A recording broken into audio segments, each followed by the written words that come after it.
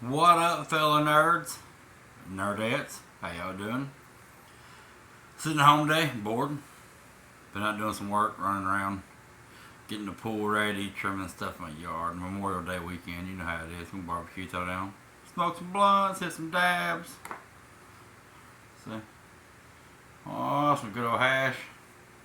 Gotta love some fucking hash, man. Got some sweet little crumble. Fuck YouTube. Fat bag of weed. I don't even give a fuck because I'll never be monetized and I will never have enough subscribers. So I don't give a fuck, dog. We're here to talk shit about everybody and everything. But what I'm going to do, I'm going to talk to my kids, see if they want to do it tonight with me, is I got high the other night. Shit happened. Went on Amazon and made an order. Ordered some more stuff for video and stuff. Got a new camera. Stuff like that. Just to like start shooting some more stuff with. A little crap, but here's what I scored. A whole big crate MREs, baby. So I think this bitch is heavy. I think what's gonna be going on, I might do an MRE review one night just for shits and giggles while I'm smoking and getting high. Like I'm fisting to do right now. If you hear some noise in the background, I mean, it's a torch. So,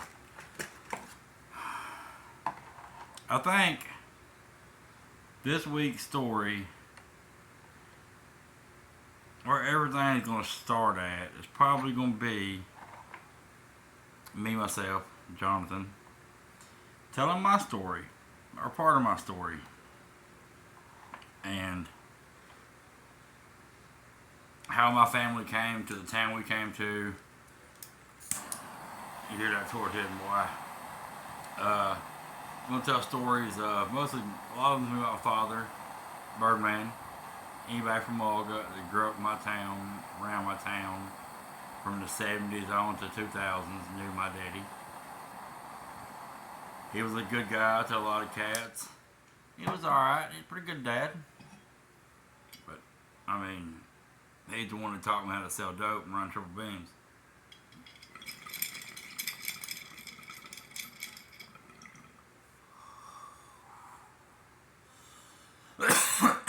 Nectar of the gods, y'all. Woo!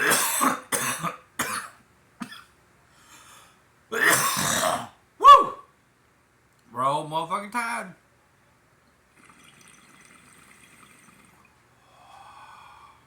That's my medicine. God bless it. My forehead's sweaty now. Mom spaghetti. But everybody knows me as Jonathan, JD, Little Bird. My family originally came from Coleman.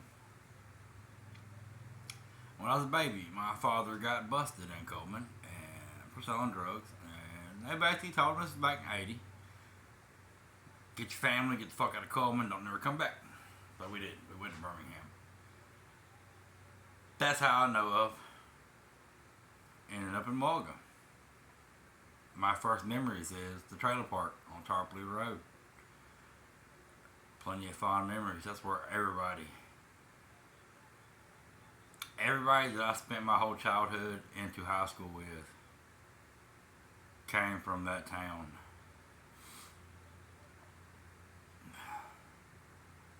Some of my most prominent memories were always out there. The hard trails, all that crazy stuff. So, I'm high now. But we ended up in Mulga because of my daddy. And we love Mulga. My mom grew up there. When she was a kid. And I love Mulga growing up. It was great. All my cousins, all my homeboys. We had fun out there. We rode dirt bikes, 4-wheel drive. We did everything that, when you're 12 years old, you're driving trucks in Mulga. You can't beat it. That redneck life, man. So. But my dad had more shit on his mind than a family. He was a drug dealer. He will always be known as a drug dealer and then a drug user. People thought I was spoilt rotten growing up, which I kind of was. My daddy bought my love.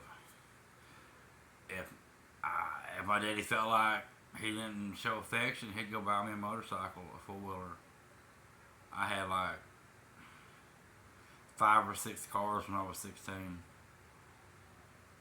You know, I could build a hot rod in a heartbeat with my eyes closed. My daddy taught me that. He taught me, besides working triple beams, he taught me how to be a goddamn construction worker and bust my ass and kill my body. But he taught me how to build hot rods, and that was one memory I always have. And I'm getting ready this summer to do the same thing with my 15-year-old. We're going to build him a badass truck, stuff like that. Bringing back them old memories that were good, blocking out the ones that were bad. For all my homies out there, I don't want to tell no stories that y'all think I'm talking shit about y'all. I'm going to try to keep it as truthful as possible. If I don't know for a fact that what I'm saying is a true story, I'm not going to tell it. If I can't deep down in my brain go, yep, I remember exactly when that happened and where that happened and who done it, I ain't going to get down. I'm not going to get down with that story. And that's the reason why I've had to be going through my mental bank of everything from way back then to make sure that what I tell is 100% truth. And everybody in it's kind of protected, whatever you want to call it. But let's see. You unlock it. Okay. Here's a story about me and Big Toby, also known as Stephen King. We called him Toby. We were probably 15 years old, 14 to 15. Toby had an old Mustang V6 Crayola, covered every fucking thing on it was different goddamn color. And we were going down to the local dam. We had a big dam out there for the coal mines, and it was abandoned, and that's where everybody went and got fucked up at and had parties, all that good shit, you know. So we're going to the dam, and out of nowhere, the police show up in front of us, and they're like, pull over, get a car, blah, blah, blah. You got me and Toby, we got 2 girls with us, and we're, 14-year-old, 15-year-old, I had a whole pack of cigarettes, and I would dump the tobacco out, pack them full of weed. I remember that fucking cop taking my weed that night, getting in their car, and driving off and going parking in the corner. And I told Toby, I said, that motherfucker's over there smoking my motherfucking weed. I know he is. And they were. We had the dirtiest goddamn cops ever in Jefferson County. Fuck you, Jefferson County. I only get respect for one of y'all. That's Officer Dickey. Me and you always gonna be good. And they let us go. We run the roads, do our thing. But the town was so small. They would try to get me in trouble. And they'd run to my house. The police knew my parents. They would try to be like, oh, we found your son with a little marijuana on his dirt bike trying to outrun the police, which my parents didn't give a fuck. Boys will be boys. It was the late 80s, early 90s. Our parents didn't care. As long as we didn't get hurt and get get them in trouble, they didn't care. My mama covered my ass plenty of motherfucking times from the police. I'm a mama's boy. Born and raised. That's the way it was. 90% of us were mom boys because our daddies either worked all the time or just didn't give a fuck about us. Be honest.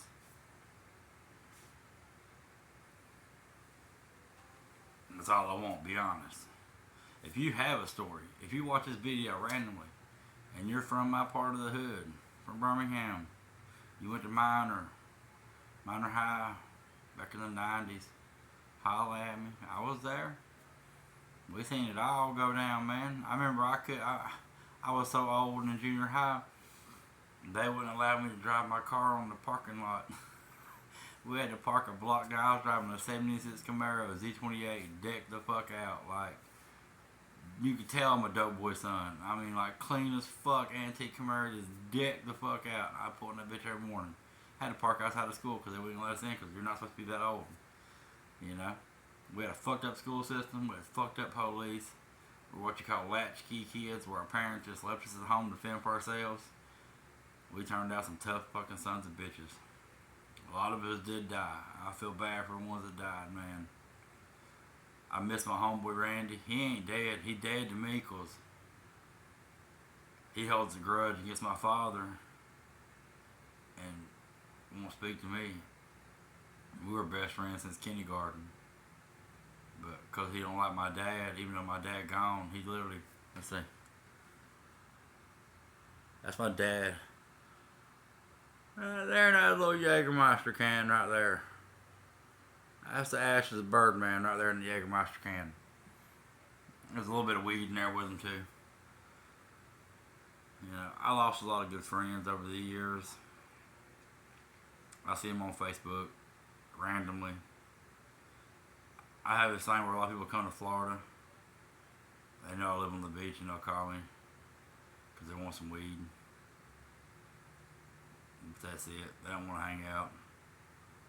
I invite people down all the time.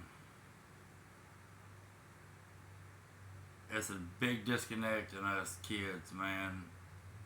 Some of us went two different ways, and I went in the middle. I didn't go work for the coal mine or the steel mills or the motherfucking machine shops. I wasn't smart enough for that. Didn't care for it. You know, I didn't go the opposite direction. I wasn't strung out on dope.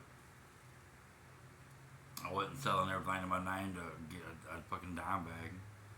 I went in the middle. I was a 40-hour-a-week construction worker who liked to smoke pot and might have sold a few pounds on the side. If you know, you know. And most of y'all know. I hope y'all enjoyed this. It's just a short one. I'm getting back into it. I got some more equipment. When you have mental health, anxiety problems, such as mine, like I said, it's hard to just get up here and talk. I wish I could more, because there's a lot inside that we could talk about, and I hope we get to talk about more. But most likely, tonight, while we're watching wrestling, and my one son's at high school football, Joe Arnold, we're going to pick out an assortment. I got spaghetti with beef sauce, chicken egg noodle, motherfucking meatball motherfucking marinara. We might have to just do a little review tonight on how good do our troops really eat. Hashtag MREs. Hashtag the vets and the troops. It is Memorial Day weekend. We might have to try one of these for the people, man. Y'all keep a lookout for the next one, alright? Be easy, be tight. Don't ever let nobody get you down. Always stay up, pimp. The glass is always half full, not half empty. Have a good one, y'all.